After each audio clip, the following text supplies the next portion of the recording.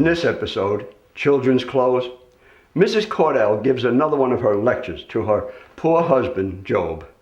Now this time, she's looking for money to buy clothes for the children.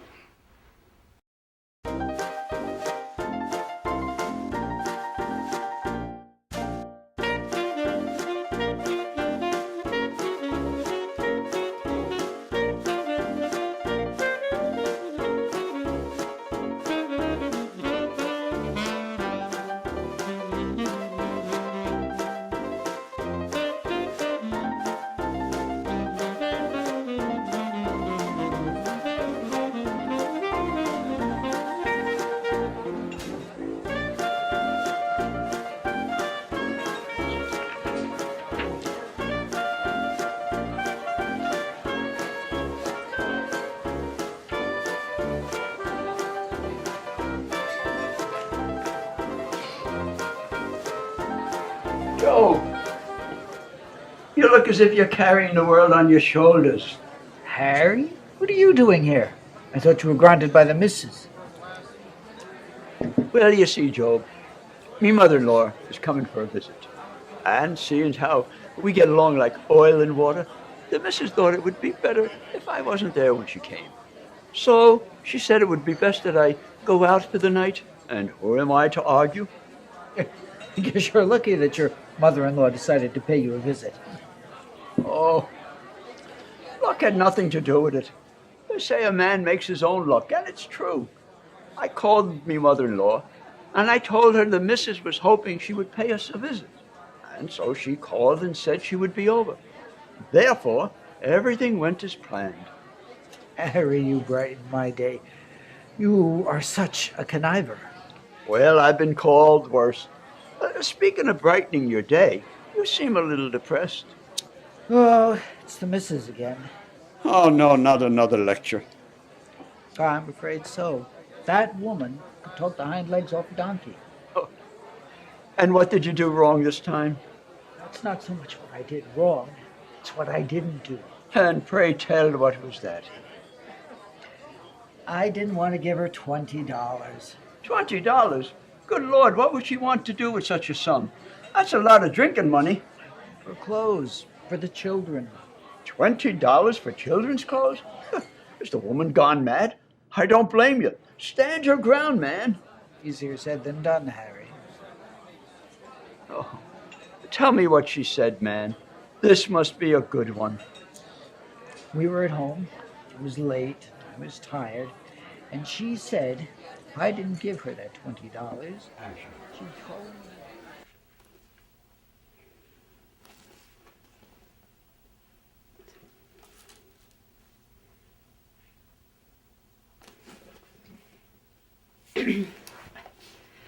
You know, Caudle, if there's anything else in the world I hate, and you know it, it is asking you for money. I am sure for myself I'd rather go without a thing 1,000 times, and I do. The more shame of you to let me. But there now. What do you want now? Oh, there you go now, flying off the handle. What do I want now? Why, you must know what's wanted, if you'd any eyes or any pride for your children like any other father. What's the matter? What are you driving at now?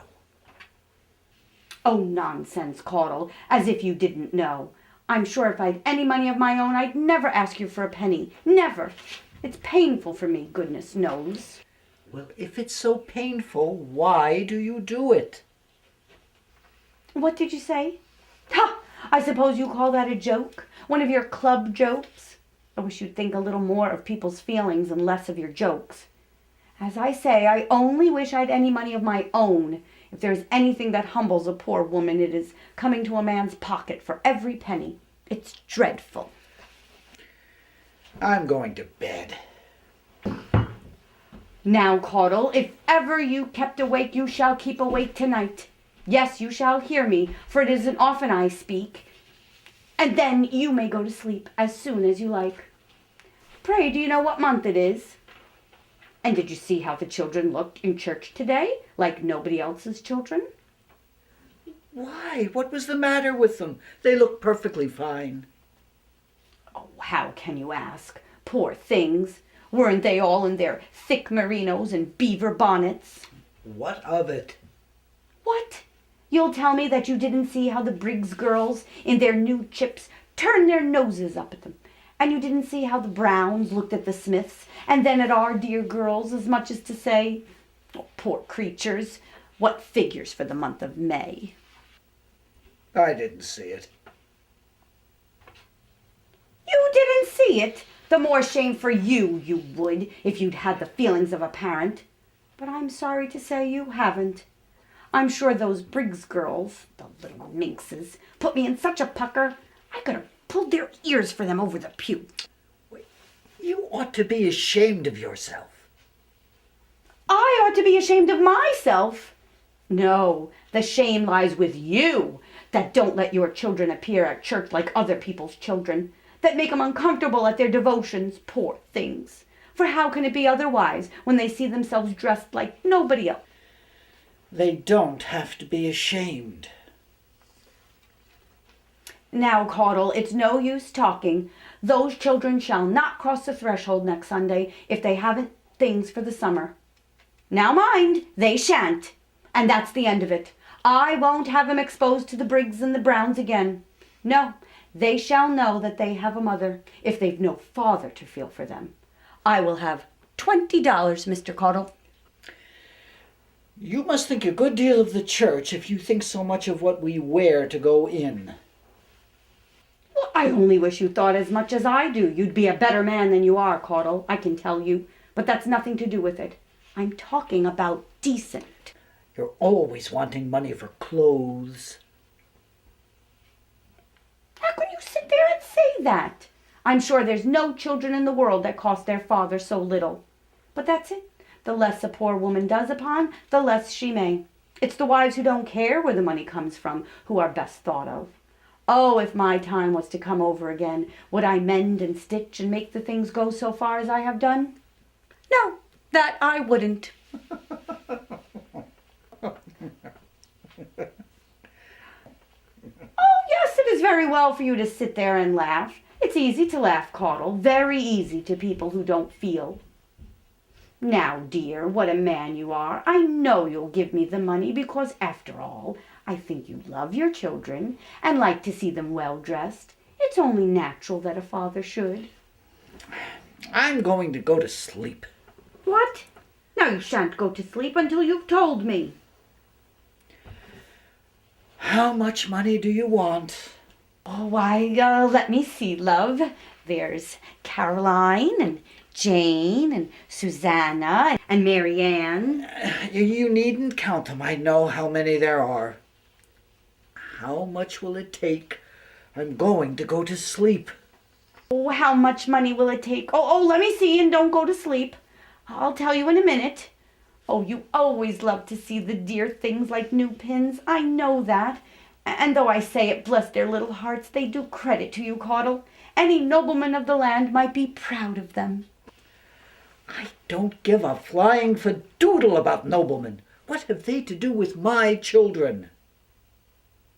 Now, don't swear at noblemen of the land and ask me what they've to do with your children. You know what I meant.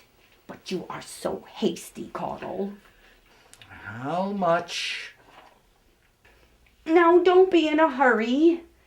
Well, I think, with good pinching, and you know there's never a wife who can pinch closer than I can, I think with pinching I can do with $20. 20? Fiddlesticks! I wouldn't give you half that. What? You wouldn't give me half the money? Well, very well, Mr. Caudle. I don't care. Let the children go in rags. Let them stop going to church and grow up like heathens and cannibals.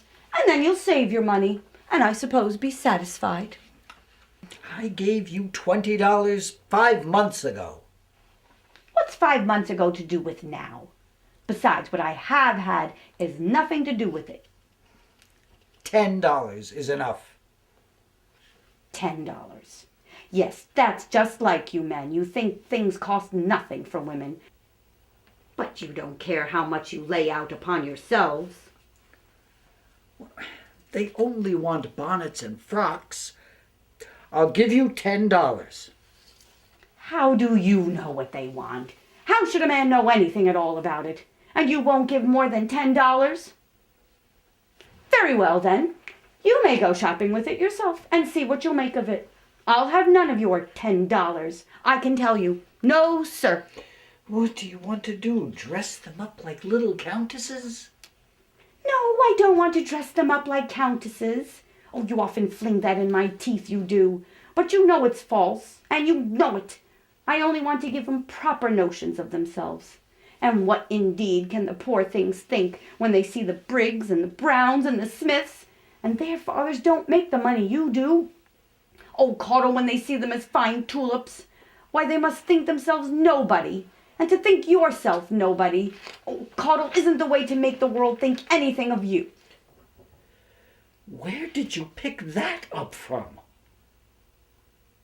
Where do you think? I know a great deal more than you suppose. Yes, though you don't give me credit for it.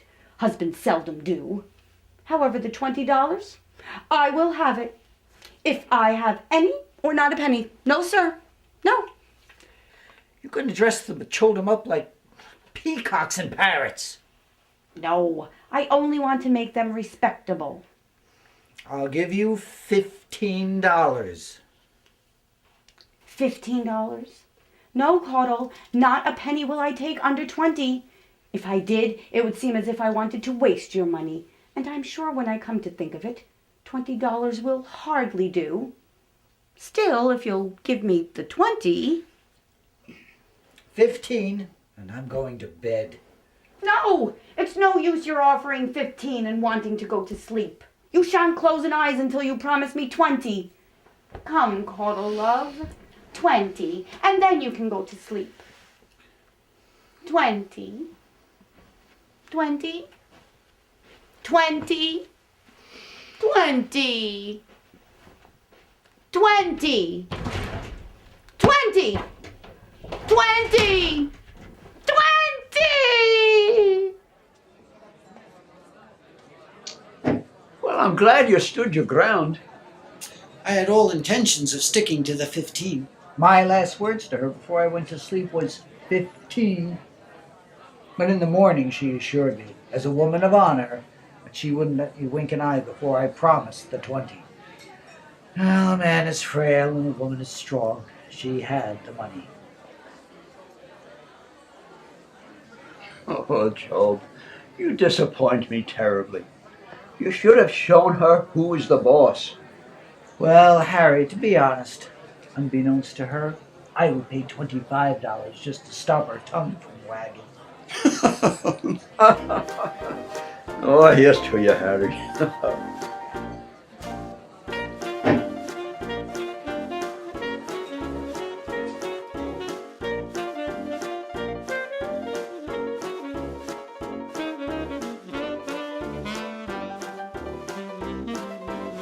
A scene from the Russian play The Lower Depths, written by Maxim Gorky, which is one of his best-known plays. It depicted a group of impoverished Russians living in a shelter. In this scene, Luca is talking to an actor who is staying with the group. Now, Luca is a pilgrim, a man whom the experiences of life have taught wisdom. He has tramped through Russia and Siberia and consorted with all sorts of people. But disappointment and grief have not robbed him of his faith in beauty. He believes that every man, however low, degraded, or demoralized, can yet be reached if we know how to touch his soul. Luca inspires courage and hope in everyone he meets, urging each to begin life anew.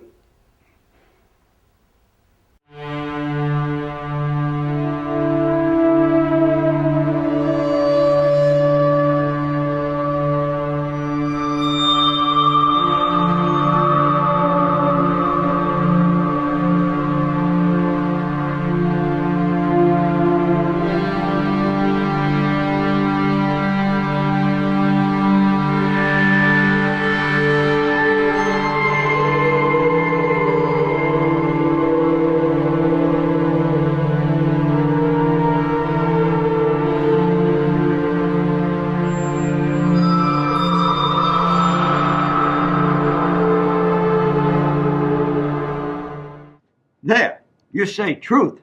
Truth doesn't always heal a wounded soul. For instance, I know of a man who believed in the land of righteousness. He said somewhere on this earth there must be a righteous land. And wonderful people live there. Good people. They respect each other, help each other, and everything is peaceful and good. And so that man, who was always searching for this land of righteousness, he was poor and lived miserably. And when things got to be so bad with him that it seemed there was nothing else for him to do except lie down and die, even then he never lost heart, but he just smiled and said, "Never mind, I can stand it a little while longer, and I'll have done with this life, and I'll go in search of the righteous land." Now it was his one happiness, the thought of that land, and then to this place in Siberia. By the way, there came a convict, a learned man with books and maps. Yes, a learned man who knew all sorts of things.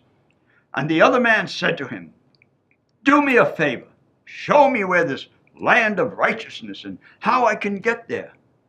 And at once the learned man opened his books and spread out his maps. Looked, and he said, no, he couldn't find this land anywhere. Everything was correct. All the lands on earth were marked, but not this land of righteousness. The man wouldn't believe it. "It must exist," he said. "Look carefully. Otherwise," he says, "your books and maps are of no use if there's no land of righteousness." The learned man was offended. "My plans," he said, "are correct, but there exists no land of righteousness anywhere." Well, then the other man got angry, and he lived and suffered, and he believed all the time in the existence of this land. And now, according to the plans, it didn't exist at all. He felt robbed, and he said to the learned man, "Ha, you scum of the earth, you're not a learned man at all, but just a damn cheat." And he gave him a good wallop in the eye, then the other one. And then he went home and hanged himself.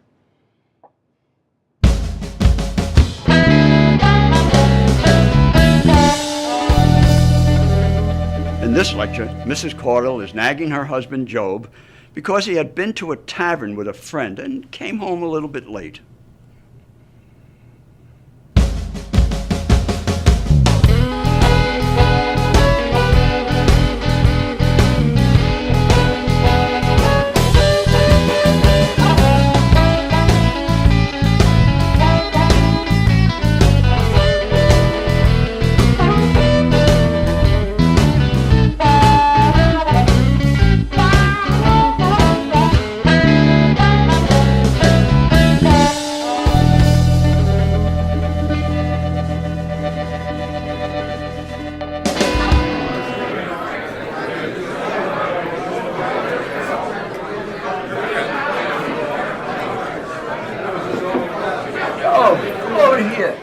Set yourself down.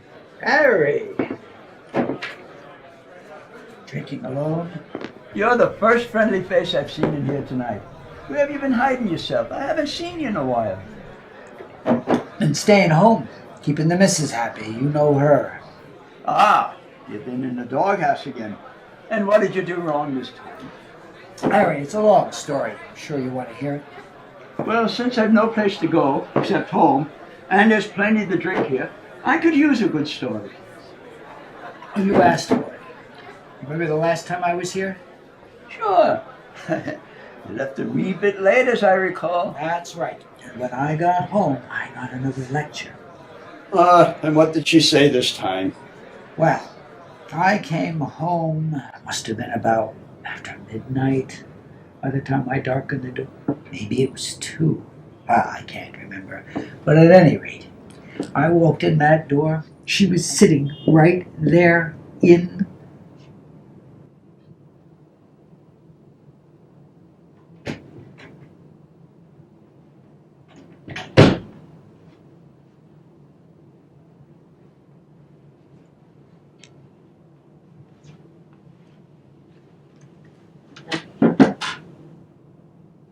fine time to be coming home. Poor me. Ha! I'm sure I don't know who'd be a poor woman. I don't know who'd tie themselves up to a man if they knew only half they'd have to bear. A wife must stay at home and be a drudge, while a man can go anywhere. It's enough for a wife to sit like Cinderella by the ashes, while her husband can go drinking and singing at a tavern. I never sing. You never sing? How do I know you never sing? It's very well for you to say so, but if I could hear you, I dare say you're among the worst of them. And now I suppose it will be the tavern every night. If you think I'm going to sit up for you, Mr. Caudle, you're very much mistaken. You can go to bed. No, I'm not going to get out of my warm bed to let you in, nor will Susan sit up for you either. I'll take a latchkey with me. No, you shan't have a latchkey. I'm not going to sleep with the door upon the latch to be murdered before the morning. Oof! That filthy tobacco smoke. It's enough to kill any decent woman. You know I hate tobacco, and yet you will do it. I didn't smoke there. You don't smoke yourself? What of that? If you go among people who do smoke, you're just as bad, or worse. You might as well smoke. Indeed, better. Better smoke yourself than come home with other people's smoke all in your hair and clothing. I never knew any good come to a man who went to a tavern. Nice companions he picks up there. Yes, people who make it a boast to treat their wives like slaves and ruin their families.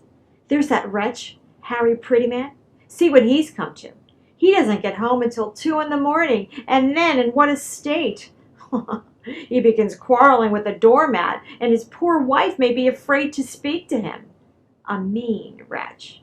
But don't you think I'll be like Mrs. Prettyman. No, I wouldn't put up with it from the best man that ever trod. You'll not make me afraid to speak to you, however you may swear at the doormat. No, Mr. Caudle, that you won't. I don't plan to stay out till 2 a.m. You don't intend to stay out till 2 a.m?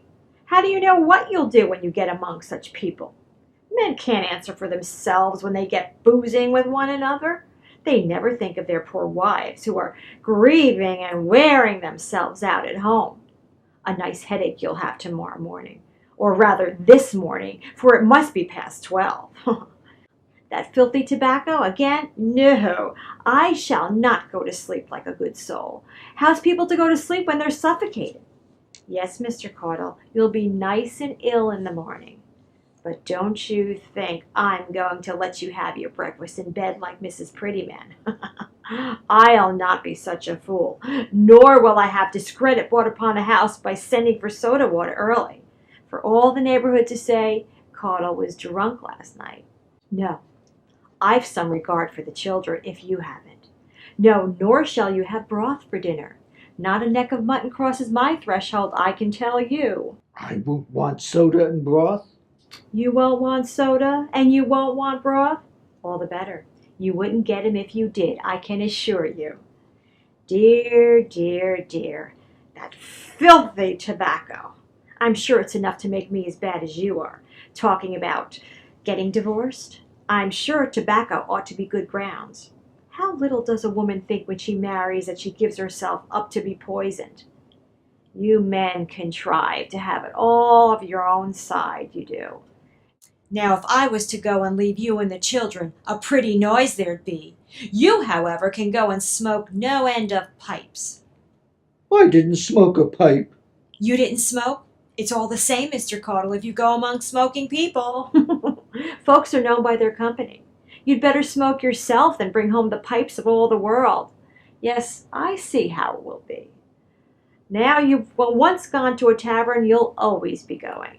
You'll be coming home tipsy every night and tumbling and breaking your leg and putting out your shoulder and bringing all sorts of disgrace and expense upon us. And then you'll be getting into a street fight. Oh, I know your temper too well to doubt it, Mr. Caudle, and be knocking down some police.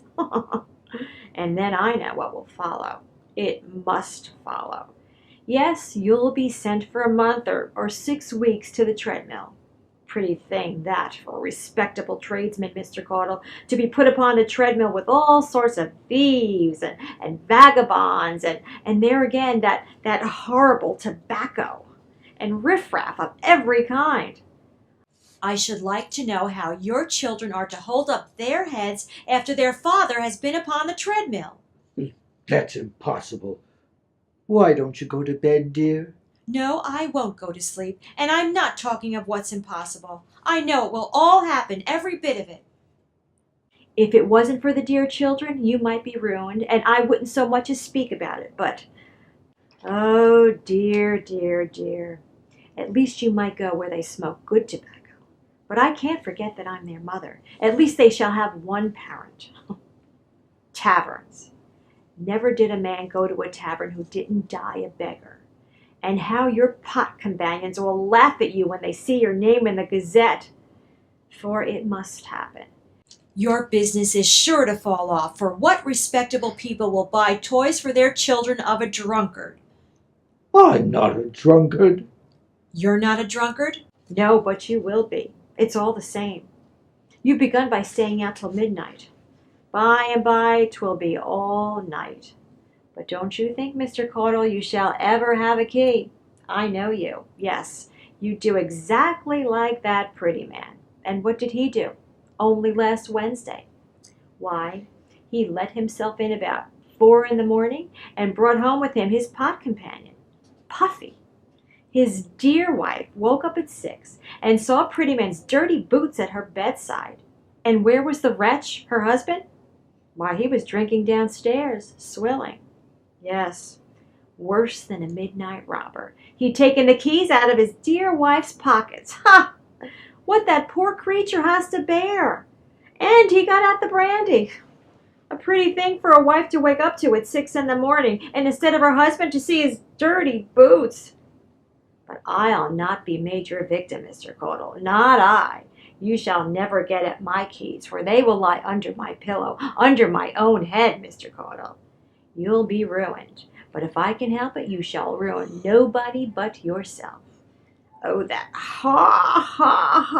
horrible tobacco!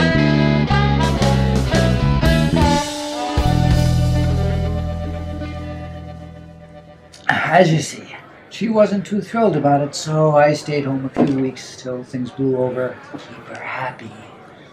Saints alive, Job. How you can put up with that woman 'tis a miracle. Well, you should qualify for sainthood. I'm thinking of buying earplugs.